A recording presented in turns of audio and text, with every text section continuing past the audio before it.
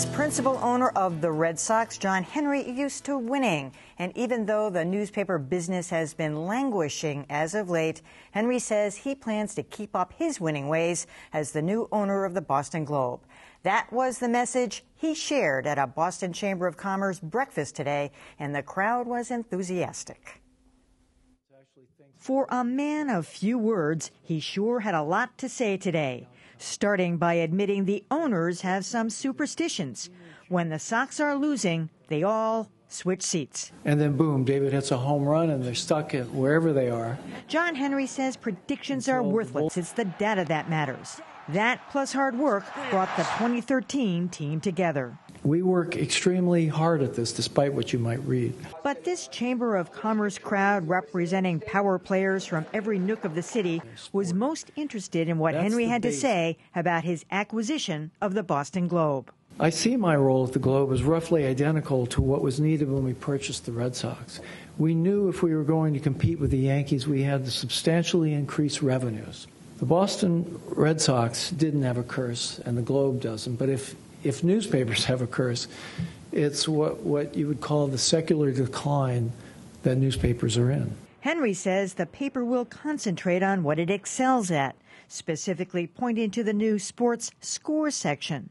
And they'll do whatever it takes. We'll be more than successful.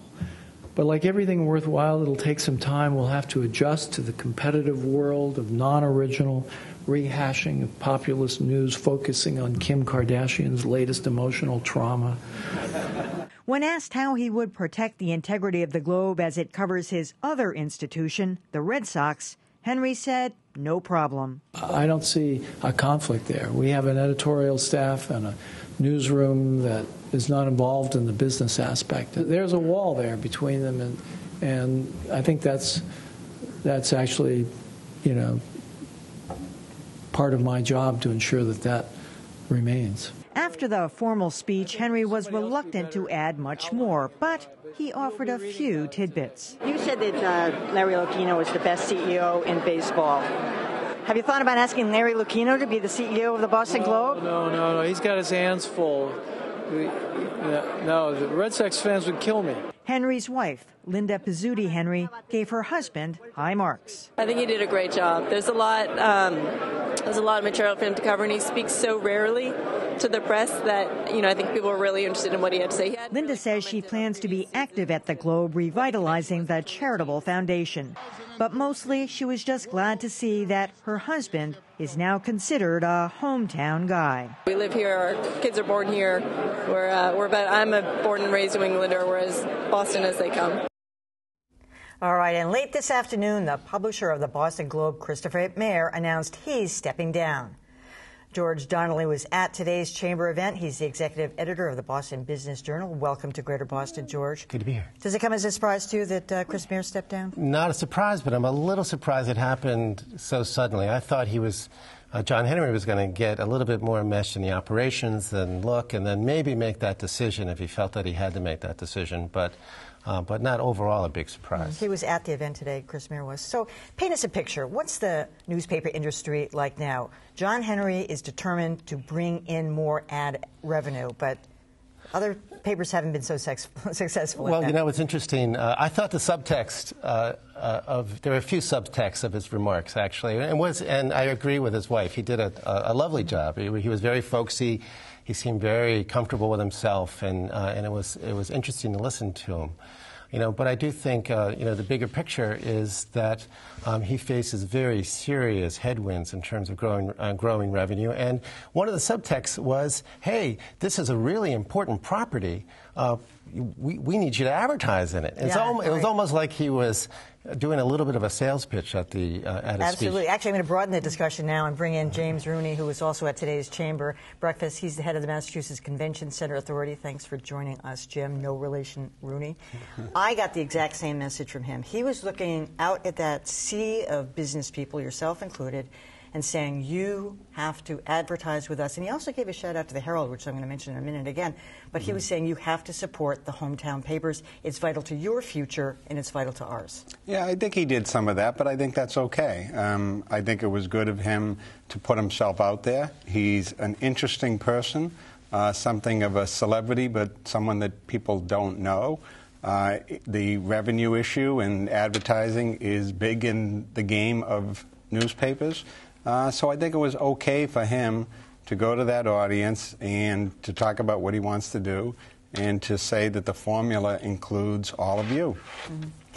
One of the things he talked about that was kind of intriguing to me anyway, I'm sure it was to you too, George, as a news guy, he suggested that they might eliminate some kinds of coverage. He did point out, as I said in the piece, to the new score section, which seems to be very popular. Yep. Sports is going to be something they focus on, no surprise, and they just hired John Allen from the Vatican, so they're going to have, I think, a whole new religious section.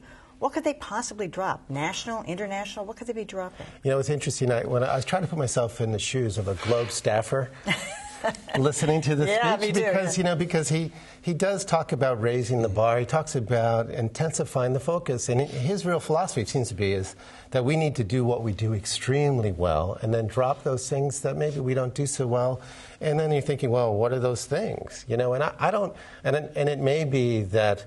You know, when you think about what the Globe does well, it does a lot of things well, obviously, but I can't really think of things that it really doesn't do well. It does run a lot of wire copy, for example. You know, I don't think that's necessarily a good thing for the paper in terms of growing readership, but and it already has dropped some things that it doesn't do so well. It doesn't cover the nation with its own people the way it used to, or the world the way it used to. So it's already downsized a little bit. So still runs a lot of pieces from the New York Times, and I wonder if that'll stop when they stop, being completely the owners there. They used to repeat a lot of those articles. You know, I think it was interesting too. I think some of the things I was wondering, maybe he didn't say. So he didn't talk about specifically investing in the Globe. He talked about maybe shifting a little bit, and he did sneak in the word right-sizing, which I thought was interesting.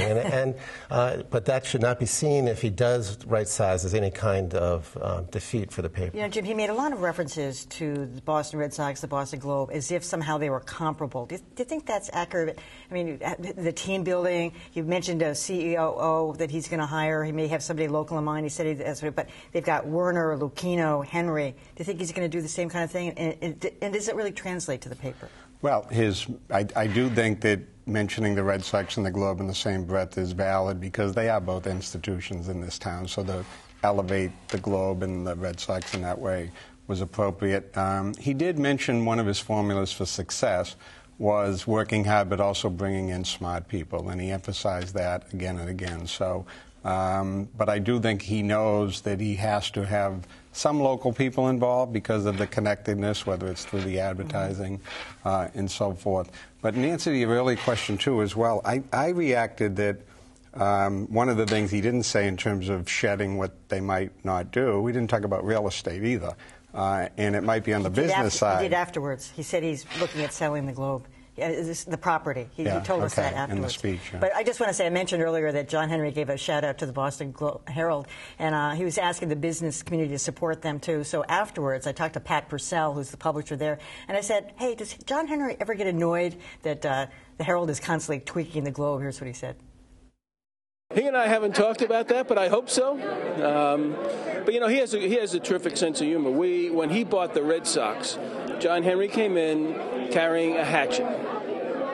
I still have it in my credenza. And he came in and he said, Pat, I hope we can bury this.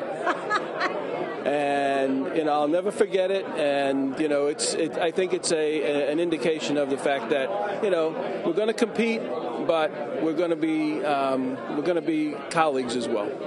That's a beauty that all those team owners had. They came into town and they acted like they were one of us from the get-go, and that's what he's going to try to do with the Boston Globe. Yeah, I wonder if the analogy will hold, though, Emily. You know, I'm kind of saying you were sort of hinting that maybe we're talking about apples and oranges, but you can't blame him for pivoting off the tremendous success he's had with the Red Sox in terms of applying it to the Globe. We'll see. Huh? All right, George Donnelly, Jim Rooney, thanks so much for joining us.